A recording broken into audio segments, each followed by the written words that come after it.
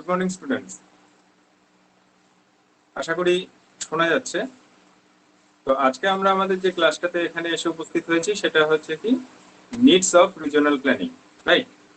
এখন এই needs of regional planning এই ব্যাপারটা আমাদের কাছে অত্যন্ত গুরুত্বপূর্ণ একটা বিষয় in terms of human geography.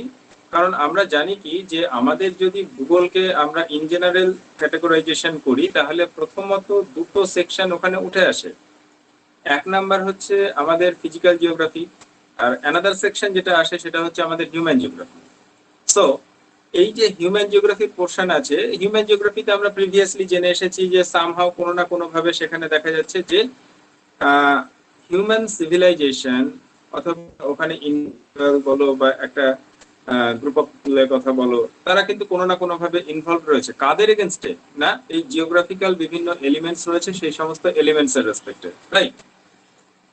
তো এখানে আমাদের এই যে নিডস মানে কি তার প্রয়োজন, অ্যাকচুয়ালি এখানে আমরা রিজিওনাল প্ল্যানিং এর কথা বলছি। আমরা যদি রিজিওনাল প্ল্যানিং এর কথা ভাবি তাহলে তো সবার প্রথমে আমার এটা জানা প্রয়োজন আছে যে আমি রিজিওনাল প্ল্যানিং করব কেন, কি আমার দরকার পড়েছে। তো এই জায়গাটাতে এসেই আজকে আমাদের মেন ক্লাসটা। তো যাই হোক, প্রাইমারিলি আমি এই জায়গাটাতে যে জিনিসটা বলে লিখে রেখেছি যে জাস্ট রিজিয়ন। ওকে, এখন এই যে রিজিয়নের ব্যাপারটা রয়েছে, প্রসঙ্গত মাথায় রাখতে হবে এই রিজিয়ন কিন্তু একটা অঞ্চল বাংলায় বলা হচ্ছে, মানে কি কোনো একটা পার্টিকুলার বিষয় নিরিখে তার কিছু সমধর্মিতা থাকবে, রাইট? এখন সমধর্মিতা বিষয়টা ঠিক কি? সমধর্মিতা বিষয়টা হচ্ছে যে বলতে পারো যে সামহাও তোমার কোনো একটা পার্টিকুলার বিষয় থাকবে কোনো একটা অঞ্চলে, এবং সেই বিষয়টার রেসপেক্টে কিছু না কিছু মিল তুমি গোটা অঞ্চল ব্যাপী খুঁজে পাবে। ইনফ্যাক্ট ঘুরিয়ে যদি আমরা বলি তাহলে বলতে পারবো যে সেই যে আমরা মিলটা খুঁজে পাচ্ছি, তাহলে যতটা অঞ্চল ব্যাপী আমরা বা যতটা এলাকা ব্যাপী আমরা সেই মিলটা খুঁজে পাবো, সেটাই সেই মিলের রেসপেক্টে কিন্তু একটা অঞ্চলকে আমার ইন্ডিকেট করে, রাইট? তাহলে রিজিয়নের কনসেপ্টটা গেল আমাদের সেখানে। এবার যে জিনিসটা আমার কাছে খুব ইম্পর্টেন্ট বা তোমাদের কাছেও জানা প্রয়োজন, যে যদি কোথাও কোনো অঞ্চল থাকে সেই অঞ্চলের রেসপেক্টে কে থাকবে, না সেই অঞ্চলে থাকা কিছু প্রবলেম থাকবে। কারণ তোমরা মানে একদম ডিটারমাইন্ড হয়ে থাকো যে পৃথিবীতে এমন কোনো এলাকা নেই যে এলাকাতে সেখানে কোনো সমস্যা নেই। দ্যাট মিনস সমস্যা রয়েছে কোথায় রয়েছে, না সেই প্রবলেম মানে রিজিয়নে রয়েছে। এবার আমরা একদিকে জানি হচ্ছে মানুষ হচ্ছে তোমাদেরকে কিরকম ভাবে বলা যেতে পারে যে সব থেকে বুদ্ধিমান জীব, রাইট? তো কেন সে বুদ্ধিমান এত কেন? তার কারণ হচ্ছে যে আর পাঁচটা জীবের মতো মানুষও এককালে গুহাবাসী ছিল, তার আগে অরণ্যবাসী ছিল। অরণ্যবাসী মানেই গুহায় থাকার আগের স্টেজটাকে বলা হচ্ছে। তো যেটা প্রাইমারিলি এখনো আমি কোনো বন জঙ্গলে গেলে পরে অনেক জীবজন্তুকে দেখতে পাবো, মানুষ তার বাইরে থাকা কোনো রকম প্রাণী ছিল না। তথাপি আজকের দিনে দাঁড়িয়ে এত যে ডেভেলপমেন্ট, তাহলে এই ডেভেলপমেন্ট এলো কোথা থেকে? এলো হচ্ছে মানুষের বুদ্ধিমত্তা থেকে। এখন এই যে বুদ্ধিমত্তা, এই বুদ্ধিমত্তাকে আমরা কোথায় পাচ্ছি?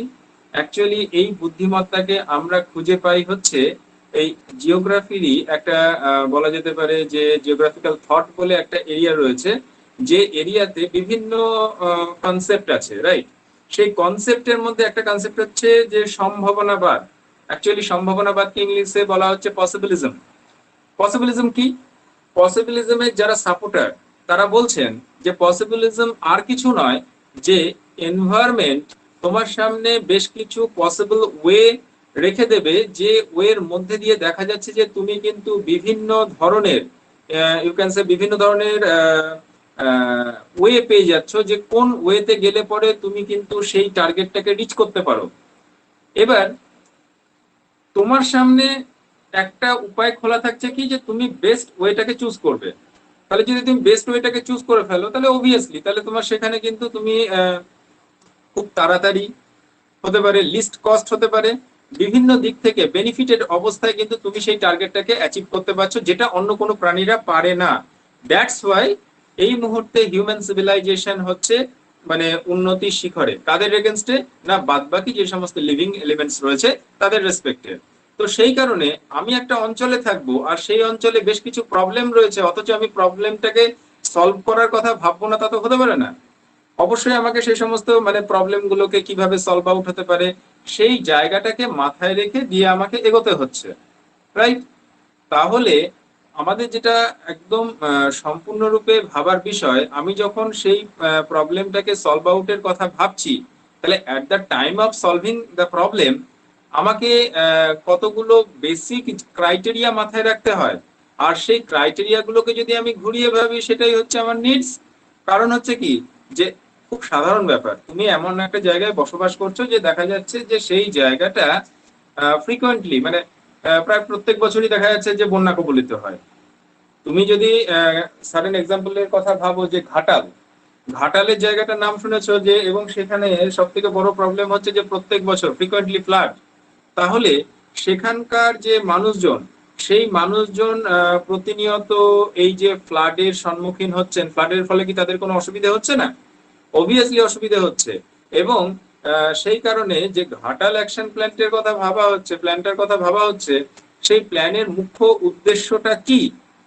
মুখ্য উদ্দেশ্য হচ্ছে যে ঘাটালে যে আমার সমস্যা আছে, সেই সমস্যা কবলিত যে এলাকাটুকু, সেটা হচ্ছে আমার একটা অঞ্চল।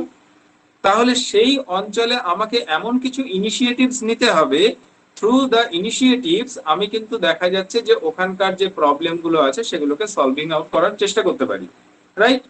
তাহলে এই হচ্ছে আমার কিন্তু একটা অঞ্চল, এবং সেই অঞ্চলে থাকা তোমার যে সার্বিক সমস্যা, সেই সমস্যা থেকে নিষ্কৃতি পাওয়ার জন্য কিছু উপায় সমূহকে খুঁজে বার করার চিন্তাধারা। এখন এই চিন্তাধারার প্রয়োজনীয়তাটার উৎপত্তি যদি ভাবো, তাহলে এতক্ষণ ধরে আমি যে বিষয়টা তোমাদের সাথে ডিসকাস করলাম, এটা কিন্তু ঠিক সেই জায়গাতেই তোমাদের উৎপত্তি হিসাবে ভাবতে হবে, রাইট? এখন ভূগোলের একটা বড় ব্যাপার রয়েছে। ব্যাপারটা হচ্ছে এরকম যে তুমি ধরো যে পার্টিকুলার কোনো একটা ক্ষেত্রের আহ অনুকূল ভৌগোলিক পরিবেশ পড়ছো। আমি একটা অন্য ফিল্ডে গিয়ে একটুখানি বলার চেষ্টা করছি যে সাপোজ ধরো আহ বদ্বীপ গঠনের অনুকূল ভৌগোলিক পরিবেশ, এই কোশ্চেনটা আমরা নিচু ক্লাসে পড়ে এসেছি। কিন্তু তুমি যখন ওটা পড়েছো, পড়তে গিয়ে কি এমন কোনো বইয়ে তুমি দেখেছো বা এমন কোনো জায়গায় বা স্টাডি মেটেরিয়ালে খুঁজে পেয়েছো যে যেখানে একটাই অনলি কজ রয়েছে, যে কজের জন্য আমার বদ্বীপটা তৈরি হচ্ছে? এটা তো গেল বদ্বীপ গঠনের ব্যাপার। তুমি যদি সাপোজ ভাবো নদী আমার ক্ষয় কাজ করছে, এখন নদী কি পদ্ধতিতে ক্ষয় করতে পারে, সেটা কি একটা পদ্ধতি? সেখানে কিন্তু পাশাপাশি অনেক কটা পদ্ধতি থাকে, রাইট? তো আমি এই কথাটাই এখানে বলার চেষ্টা করলাম যে আমি যখন পার্টিকুলারলি দেখা যাচ্ছে যে একটা নির্দিষ্ট সমস্যা সমাধানের চেষ্টা করব, সেই সমস্যাটার সমাধান আমাকে কিন্তু করতে হবে কোনো একটা পার্টিকুলার ওয়েতে নয়, সেখানে একাধিক ওয়ে আমার সামনে কিন্তু উঠে আসবে, রাইট? তো সেই জায়গায় দাঁড়িয়ে তোমার প্রথম যে সমস্যাটা কথা মাথায় রাখতে হবে, যে কতগুলো বেসিক বলতে পারো যে আহ, দৃষ্টিভঙ্গি থাকে, যে দৃষ্টিভঙ্গির মধ্যে দিয়ে আমরা কি চাই, যে সার্বিকভাবে সেই অঞ্চলটার কিন্তু একটা উন্নতি হোক। যাই হোক, আমি একটা এক্সাম্পলে আগে যাই, তারপরে না হয় আমি এই যে তোমাদের সামনে কতগুলো পয়েন্টকে এখানে নোট ডাউন করেছি সেগুলো নিয়ে ডিটেলসে আলোচনা করছি। আগে এক্সাম্পলটা আলোচনা করলে কি সুবিধা হয় জানো তো, যে আমাদের মানে মাথার মধ্যে বিষয়টা গেঁথে বসে যাবে যে অ্যাকচুয়ালি আমার নিড কোথায় ছিল, এবং সেই নিডটাকে ফুলফিল করতে গিয়ে আমি কি শুধুমাত্র সেই অংশের দিকে তাকিয়েছিলাম, নাকি সার্বিকভাবে আমাকে আরো কিছু জিনিসপত্রের দিকে তাকাতে হয়েছিল। ডেফিনেটলি একটা কথা মাথায় রাখবে, যে যদি উদাহরণ হিসেবে আমরা ডিভিসি কে ভেবে নিই, ডিভিসি হচ্ছে Damodar valley corporation. Actually Damodar valley কর্পোরেশনটাকে কেন আমরা ইন্ট্রোডিউস করেছিলাম? তার ইন্ট্রোডিউসের মূল কারণ ছিল হচ্ছে যে দামোদর যে ভ্যালিটা রয়েছে, সেই দামোদর ভ্যালিতে ফ্রিকোয়েন্ট ফ্লাড, এবং অ্যাকচুয়ালি হচ্ছে কি, যে এই যে ফ্রিকোয়েন্ট ফ্লাড ছিল, এই ফ্রিকোয়েন্ট ফ্লাডের দরুন সেই জায়গাটা হাইলি ইউ ক্যান সে যে খুব সাংঘাতিক ভাবে কিন্তু আমাদের ওই জায়গাটা দেখা যাচ্ছে যে কোনো না কোনো ভাবে ওই এফেক্টেড হয়েছে। এবং অ্যাফেকশনের মূল জায়গাটা কোথায় থাকে জানো তো, যে পিপল। যে তার কারণ হচ্ছে যে অনেক অন্যান্য জীব রয়েছে, ঠিক আছে, তারাও এফেক্টেড হচ্ছে, কিন্তু মূল ব্যাপারটা হচ্ছে যে যেহেতু মানুষ খুব বুদ্ধিমান, সেই কারণে তারা কিন্তু সামহাও সেই জায়গা থেকে যে ওভারকাম করার একটা তীব্র ইচ্ছে, সেই ইচ্ছেটাকে তাদের মধ্যে কিন্তু প্রতিপালন করে। এখন একটা বিষয় আমাদেরকে মাথায় রাখতে হবে যে সেখানকার মানুষ চেয়েছিল হচ্ছে সেই জায়গা থেকে বেরিয়ে আসতে, এবং সেই জায়গাটাকে সেখানকার মানুষরা তো কখনো ফুলফিল করতে পারে না। মানে আমি চাইলেই কি আমার এখানে বন্যা হচ্ছে, আমার এটা মনের ইচ্ছে হতে পারে যে তাহলে এমন কিছু একটা মানে পরিকল্পনা গ্রহণ করা হোক যে পরিকল্পনার মধ্যে দিয়ে এখানে বন্যাটা যেন রেস্ট্রিক্টেড হয়ে যায়। কিন্তু সেই পরিকল্পনা কি আমি করতে পারি? না, তার জন্য কিন্তু একটা অথরিটি রয়েছে। ঠিক আছে? তো যাই হোক, এই মুহূর্তে একটা টাইম ছিল যে সময়কাল পর্যন্ত ভারতবর্ষে এই ধরনের নীতি নির্ধারণের কাজ কারা করতো? যে প্ল্যানিং কমিশন, রাইট? এখন প্ল্যানিং কমিশন যেটা করতো সেটা হচ্ছে যে 5 বছরের মেয়াদি একটা পরিকল্পনা তারা গ্রহণ করতো। যে ধরো আমি আজকে যদি প্ল্যানিং কমিশনের একজন সদস্য হিসেবে আমরা যদি কতগুলো ডিসিশন নিতাম, যে আমরা ঠিক করতাম যে নেক্সট 5 ইয়ারে আমি কি কি কাজ করতে চলেছি, এবং তার একটা চক আউট আমাদের কাছে চলে আসতো, এবং সেই পদ্ধতিতে আমরা কিন্তু টোটাল প্রসেসটাকে মেনটেন করতাম, রাইট? কিন্তু যেটা সমস্যা হলো যে সব সময় এটা করা সম্ভব নয়, রাইট? এখন তাহলে কি হতে পারে? যে এই পঞ্চবার্ষিকী পরিকল্পনাগুলো যেগুলো আমাদের প্ল্যানিং কমিশনের আন্ডারে হয়েছিল, বর্তমানে এটা কিন্তু নীতি আয়োগ দ্বারা পরিচালিত হয়। এখন নীতি আয়োগ কি মানে নীতি আয়োগের অ্যাক্টিভিটি বলো বা পঞ্চবার্ষিকী পরিকল্পনা যারা করছিল যে প্ল্যানিং কমিশন, তাদের অ্যাক্টিভিটি বলো, তারা করেছিল কি? দামোদর ভ্যালি কর্পোরেশন যখন তৈরি করছে, ওরা দেখেছিল যে ওখানে তো আমার শুধুমাত্র বন্যা হচ্ছে প্রধান সমস্যা। তারা যখন প্ল্যান করে একটা কতগুলো প্রসেসের মধ্যে দিয়ে বন্যাটাকে কন্ট্রোল করার চেষ্টা করেছিলেন, শুধুমাত্র ওই বেনিফিটটুকুর দিকে না তাকিয়ে তারা কিন্তু বহুমুখী নদী পরিকল্পনাকে গ্রহণ করেছিলেন। আর আমরা জানি যে বহুমুখী নদীর যে পরিকল্পনার ব্যাপারটা রয়েছে, সেটাতে কিন্তু কখনো একটা টার্গেটকে অ্যাচিভ করা হয় না। আমার একদিকে যেমন বন্যা নিয়ন্ত্রণ হয়েছে, পাশাপাশি সেখানে বিদ্যুৎ উৎপাদনের জন্য চেষ্টা করা হয়েছে, তার পাশাপাশি দেখা যাচ্ছে যে আমাদের এটা হচ্ছে মৌসুমী জলবায়ুযুক্ত অঞ্চল। আর মৌসুমী জলবায়ুযুক্ত অঞ্চল হওয়ার দরুন যে এখানে কি দাঁড়াচ্ছে, এখানে যেটা আলটিমেটলি ঘটে সেটা হচ্ছে যে সিজনাল রেনফল হচ্ছে, এবং সেটাও কিন্তু মানে অনিশ্চয়তা দ্বারা পরিপূর্ণ। কারণ তুমি কখনো বলতে পারবে না, বা তুমি তো দূরের কথা বা আমরা দূরের কথা, যখন মানে এই আবহাওয়া দপ্তর থেকেও কখনো কিন্তু ট্রুলি বলতে পারবে না যে নেক্সট ইয়ারে আমার ঠিক কোন সময়ে এখানে বৃষ্টিপাত হবে। যদি এটা আমাদের ইকুয়েটোরিয়াল ক্লাইমেট হতো তাহলে তো আমরা এমনি বলতে পারতাম যে এখানে আমার রেগুলার রেনফল হবে, 4 o'clock রেনফল তো সেখানে রয়েছে, পরিচলন বৃষ্টিপাত। কিন্তু এখানে তো সেটা সম্ভব নয়।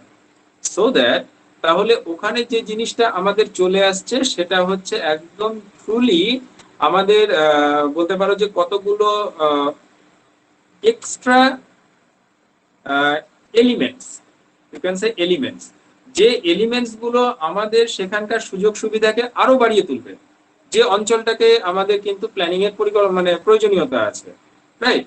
এবার তাহলে যখন আমি ওই অ্যাডিশনাল ফিচার গুলো ওর সাথে ইনক্লুড করব, তখন তো কতগুলো বেসিক জিনিস আমার মাথার মধ্যে থাকতে হবে। তাহলে সেই বেসিক জিনিসগুলো কি? এবার একটা একটা করে কিন্তু আমরা সেখানে আলোচনার ক্ষেত্রে যেতে পারি। ওকে, প্রথমেই যেটা বলা হচ্ছে সলভ দ্য প্রবলেম। দেখো, বেসিক কথা হচ্ছে যে আমার প্রবলেম আছে, প্রবলেম থাকলে সেই প্রবলেমকে আমাকে সলভ আউট করতে হবে।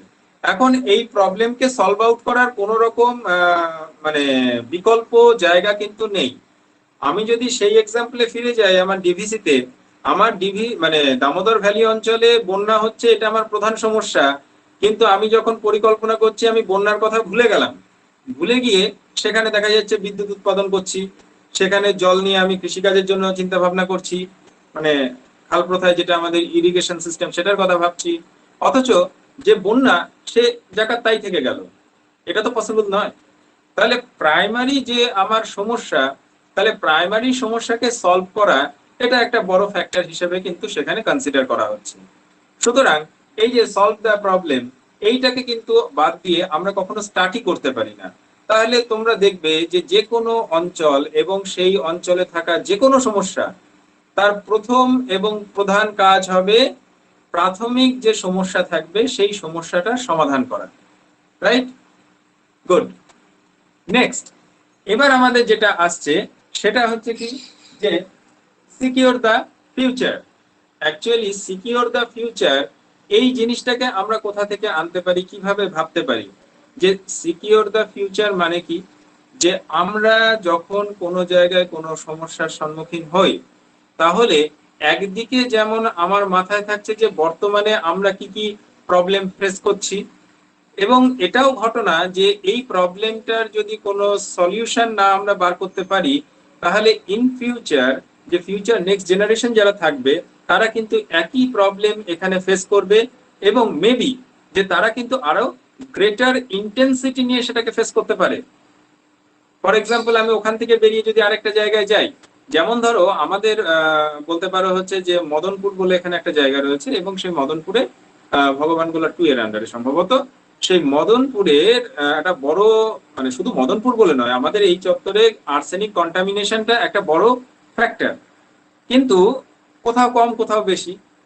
এবার যদি হাই ইন্টেন্সিটি জোন হিসেবে আমরা কোথাও এখানে চিহ্নিতকরণ করতে চাই, তাহলে এই মদনপুর রয়েছে।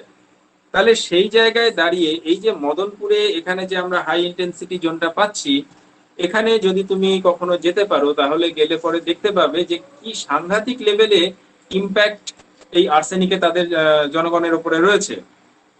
আমরা একবার যখন স্টুডেন্টদের নিয়ে গেছিলাম, সেখানে দেখতে পাচ্ছিলাম যে কি সাংঘাতিক হারে সেখানে দেখা যাচ্ছে যে ব্ল্যাক ফুট ডিজিজ যেটা, সেটা ইম্প্যাক্ট করেছে।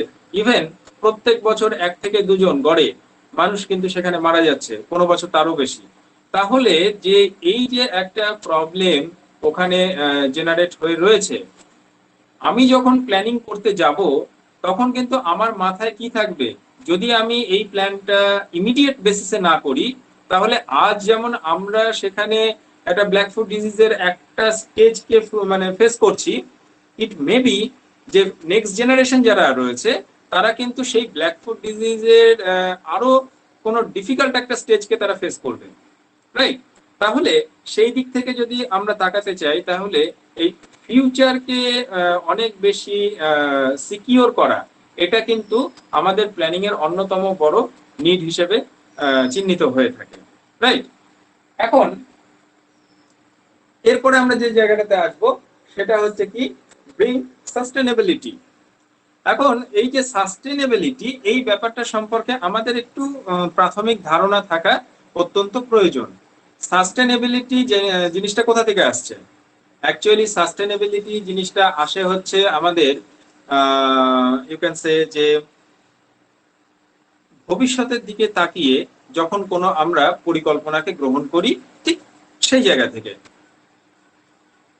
1992 সাল বসুন্ধরা সম্মেলন হয়েছিল রিওতে, মানে ব্রাজিলের রিও শহরে।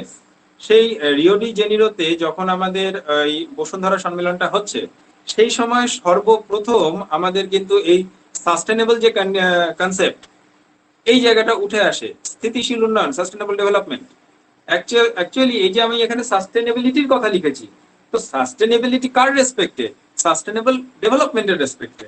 এখন ব্যাপারটা হচ্ছে কি, যে আমি পরিকল্পনা করব কোনো একটা জায়গার সমস্যা সমাধানের জন্য, কিন্তু তার মানে এটা যেন কখনো না হয় যে পরিকল্পনা করতে গিয়ে আমার কিন্তু দেখা যাচ্ছে যে এমন এমন কিছু আমাকে স্টেপ নিতে হলো, যে স্টেপে আমার ভবিষ্যৎটা কিন্তু মানে সাংঘাতিক ভাবে ইনসিকিউরড হয়ে যাচ্ছে। এটা কিন্তু খুব ডেঞ্জারাস একটা বলতে পারো যে দিক। যে এবার তোমরা বলতে পারো যে তাহলে স্যার এর উদাহরণ কোথায় রয়েছে? এখন উদাহরণ বলতে গেলে সবার প্রথমে আমি আবার টেনে আনবো সেই আমাদের ডিভিসি কে। কারণ ডিভিসি পরিকল্পনা যখন গ্রহণ করা হয়েছিল, ডিভিসি পরিকল্পনার যে বেসিক একটা আইডিয়া, সেই জায়গাটা, সেই মেমোরেন্ডামটাকে তৈরি করতে দেওয়া হয়েছিল যে ভরদুইনকে। এখন উনি ইঞ্জিনিয়ার ছিলেন, এবং দেখা যাচ্ছে যে এটাকে আমরা ভরদুইন মেমোরেন্ডাম বলি। তো সেই ভরদুইন মেমোরেন্ডামে তিনি মানে তার ক্যালকুলেশন করে দেখেছিলেন যে যে পরিমাণে অ্যাডিশনাল ওয়াটার আমাদের এই দামোদর ভ্যালিতে ফ্লো করে at the time of rainy season, তো লেট সামারে যেটা হচ্ছে আর কি, তো সেই সময় তার উপর ক্যালকুলেশন করে কিছুটা অ্যাডিশনাল ক্যাপাসিটিকে মাথায় রেখে তিনি 9খানা রিজার্ভায়ার ডেভেলপমেন্টের কথা বলেছিলেন। অ্যাকচুয়ালি এই যে রিজার্ভায়ার, তুমি যদি এখনো ভাবো যে কটা রয়েছে না 5টা রয়েছে, হয়নি কেন, তার প্রধান কারণ হচ্ছে যে আমরা যখন এই পাঁচখানা বলতে পারো যে মানে ইয়েগুলো করব, যে বাকি তোমার যে স্ট্রেংথেনিং এরিয়াগুলো রয়েছে, এই পাঁচটা করতে গিয়েই আমার এখানকার পরিবেশ সাংঘাতিক ভাবে এফেক্টেড হয়েছে। এখন এই পাঁচটা করেছি তার জন্য পরিবেশ এফেক্টেড হয়েছে, তার থেকেও বড় কথা হচ্ছে যে আমাদের যে রিজার্ভায়ার গুলো যা ক্যারিং ক্যাপাসিটি ছিল, আমরা জানি কি যে সিলটেশন, সিলটেশন হচ্ছে একটা খুব ভাইটাল ফ্যাক্টর। মানে তুমি একটা এমন গর্ত খনন করলে, এখানে রিজার্ভায়ারকে আমি গর্ত হিসেবে তোমাদের তুলে ধরছি বুঝতে সুবিধা হবে, যেটা হয়তো যে 10 ইউনিট জল নিতে পারে, রাইট? এখন 10 ইউনিট জল কখন নিতে পারবে? তুমি যখন সেটাকে খনন করেছো। এবার বছরের পর বছর, বছরের পর বছর সেখানে কিন্তু সেই অ্যাডিশনাল বর্ষার অ্যাডিশনাল জলটা আসছে, সেখানে ঢুকছে, সেখানে স্টোর হচ্ছে। তোমরা কখনো খেয়াল করেছো তোমাদের আশেপাশে যে নদী থাকবে বা যাদের বহরমপুরের কাছে বাড়িয়ে রয়েছে, যখন ভাগীরথীকে আমরা দেখি, বছরের অন্য সময় তুমি ভাগীরথীকে দেখবে আর এই সময়ের ভাগীরথীকে দেখবে, মেন পার্থক্য থাকবে তা তোমার ভিজুয়ালাইজেশন দিয়ে যেটা বুঝতে পারবে, সেটা হচ্ছে এখনকার জল অনেক ঘোলাটে বর্ষাকালে, কিন্তু অন্য টাইমে এতটা ঘোলাটে থাকে না। তার প্রধান কারণ কি, এই মুহূর্তে বিভিন্ন পার্শ্ববর্তী যে মানে কানেক্টেড যে সমস্ত নদীগুলো রয়েছে, নালাগুলো রয়েছে, সেখান থেকে কিন্তু ওই সেডিমেন্ট মেশা, মানে পাইলড অবস্থায় জলটা এসে এখানে পড়ছে। অ্যাকচুয়ালি এটা ঘোলাটে দেখায়, তার প্রধান কারণ হচ্ছে যে এর মধ্যে যে সেডিমেন্টটা থাকে, সেই সূক্ষ্ম সূক্ষ্ম পলিগুলো জলের সাথে কিন্তু মিশ্রিত অবস্থায় রয়েছে। এখন মজার ব্যাপারটা হচ্ছে জলের মধ্যে এ মিশ্রিত অবস্থায় রয়েছে, এটা যতটা না বড় ফ্যাক্টর, তার থেকেও আই থিঙ্ক সব থেকে বড় ফ্যাক্টরটা গিয়ে দাঁড়াচ্ছে যখন সেটা গিয়ে আমাদের রিজার্ভায়ারে জমে যাচ্ছে। এবার একটা সময়ে তুমি যখন ওই 10 ইউনিট জল ক্যারি করতে পারবে এরকম একটা গর্ত খনন করেছিলে, হয়তো তোমার দরকার হচ্ছে 7 ইউনিট, তুমি অ্যাডিশনালি 3 ইউনিটের কথা ভেবেই রাখলে, কোনো কোনো কারণে কখন দরকার পড়তে পারে। কিন্তু একটা সাডেন টাইম তো আসবে, যে সাডেন টাইমে দেখা যাচ্ছে যে ওই ভর্তি হতে হতে দেখা যাচ্ছে অর্ধেকটা ফিল আপ হয়ে গেছে, তার মানে 10 ইউনিটের মধ্যে আর এখন 5 ইউনিট পড়ে রয়েছে, 5 ইউনিটে সিলটেশন হয়েছে, পলিরাশির সঞ্চয় ঘটেছে। এবার তুমি আমাকে বোঝাও যে ওই 7 ইউনিট জলকে মানে ওখানে তো স্টোর করার জন্য রিজার্ভায়ার তৈরি হয়েছিল, তো তার মধ্যে তো অ্যাডিশনাল 2 ইউনিট দিয়ে আবার বন্যা হবে।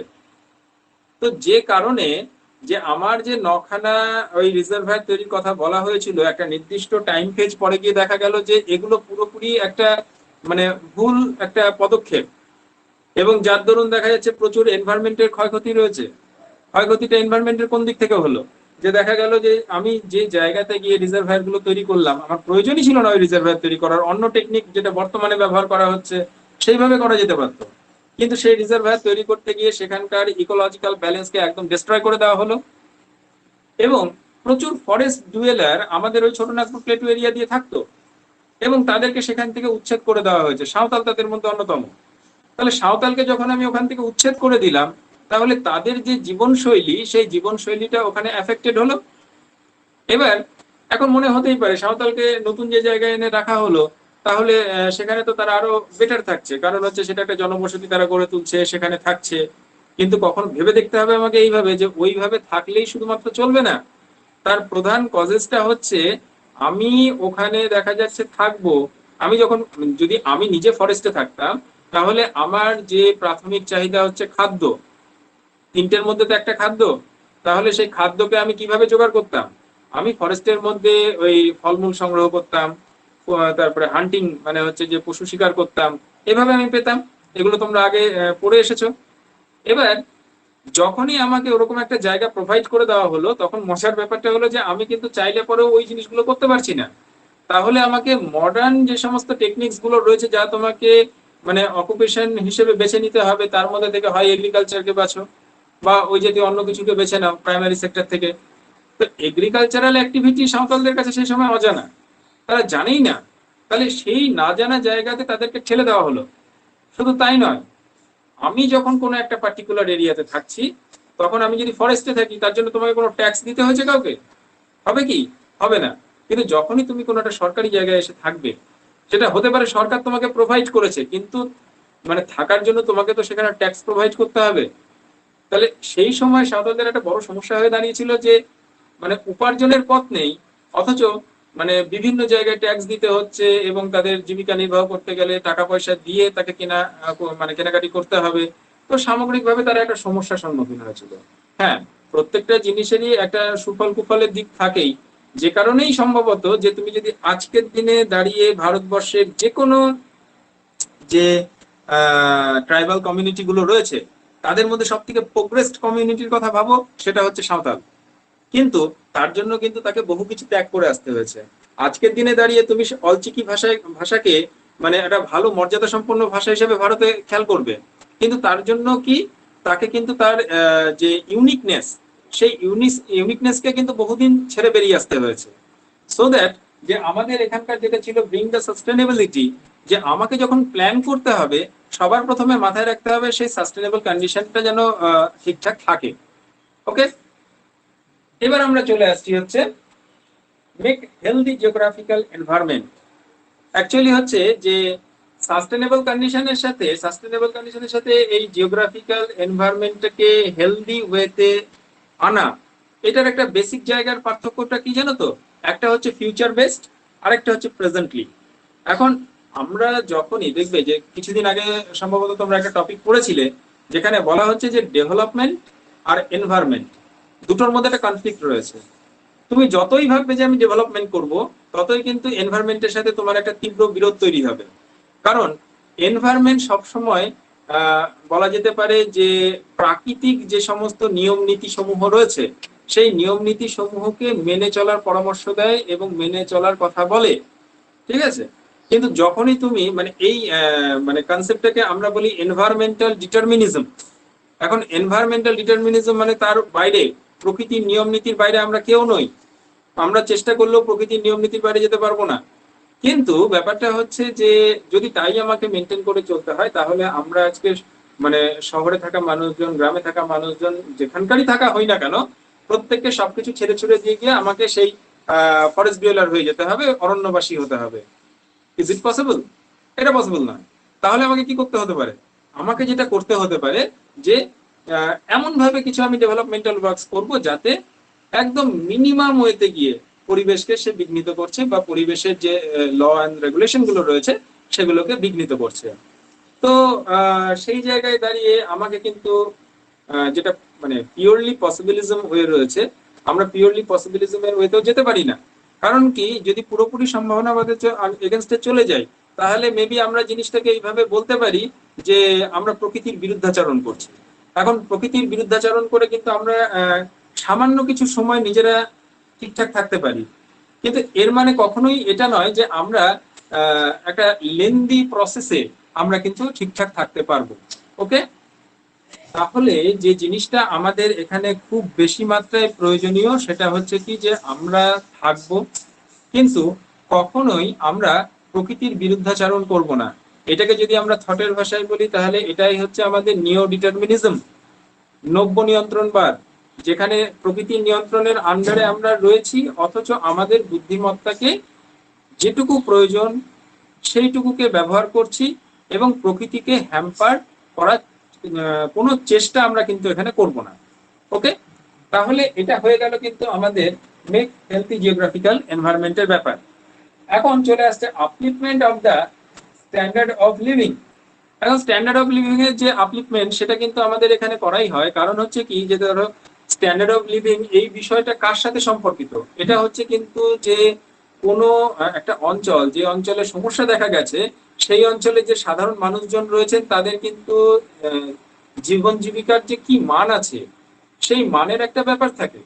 এবং তুমি যদি চিন্তা ভাবনা করো যে ম্যাল নিউট্রিশন থেকে আরম্ভ করে বিভিন্ন সামাজিক সুযোগ সুবিধা রয়েছে, সেটা স্বাস্থ্য হোক, শিক্ষা হোক, এনি আদার থিং, যে তারা ঠিক কি পরিমাণে পাচ্ছেন সেটাও কিন্তু তাদের স্ট্যান্ডার্ড অফ লিভিং কে তুলে ধরে। এমন কোন কোন জায়গায় রয়েছে তুমি গেলে পরে আজকেও দেখবে যে সেখানে মানুষজন রয়েছে অথচ কোনো স্কুল নেই, সেখানকার ছেলেপেলেরা পড়ার জন্য কোনো জায়গা পাচ্ছে না, এত দূরে যেতে হবে, অত দূরে গিয়ে সবার পক্ষে পড়াশোনা করা সম্ভব নয়। তাহলে সেখানকার তো সার্বিক যখন আমি উন্নয়ন চাইবো একটা পরিকল্পনার মধ্যে দিয়ে, পরিকল্পনার তাহলে প্রয়োজনীয়তা কি থাকছে, যে সেখানে ছোট ছোট সেই সমস্ত সমস্ত সুযোগ সুবিধা আস্তে আস্তে ইনগরেট করা, যার মধ্যে দিয়ে মানুষ প্রাইমারিলি সেখানে থেকে যেভাবে বেঁচে থাকতো এখন কিন্তু তার থেকে বেশি সুযোগ সুবিধা নিয়ে বেঁচে থাকতে সক্ষম হয়। ওকে, লাস্ট অফ অল আমরা চলে আসছি মেক প্রপার সোশ্যাল ইনফ্রাস্ট্রাকচার। এখন মেক প্রপার সোশ্যাল ইনফ্রাস্ট্রাকচার এই ব্যাপারটা কি? দেখো, সোশ্যাল কথাটা এসেছে সোসাইটি থেকে, আর মানুষ হচ্ছে সমাজবদ্ধ জীব। এখন মজার ব্যাপারটা হচ্ছে যে মানুষ যদি সমাজবদ্ধ জীব হয়, তাহলে সমাজবদ্ধ জীব হিসেবে মানুষের মধ্যে সবসময় কিন্তু একটা সামাজিকতা কাজ করে।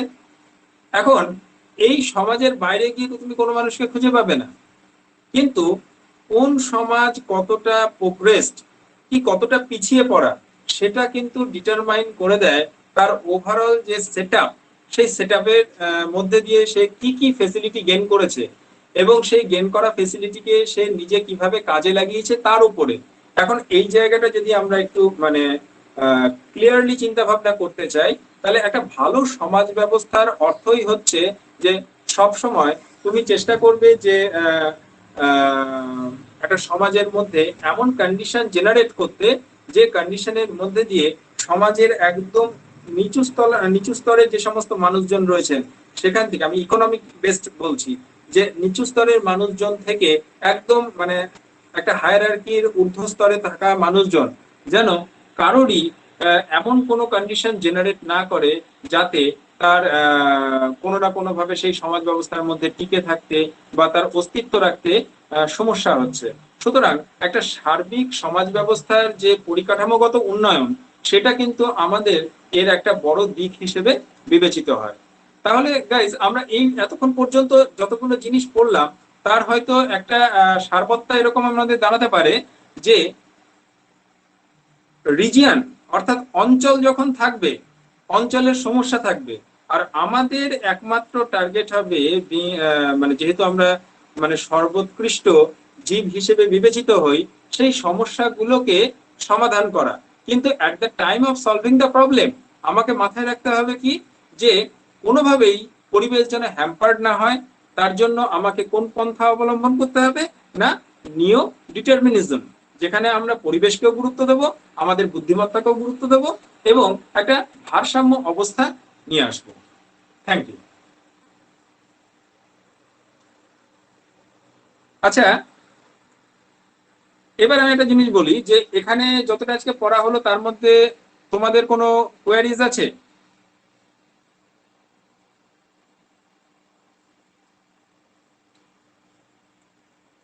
না স্যার। ওকে, ঠিক আছে তাহলে।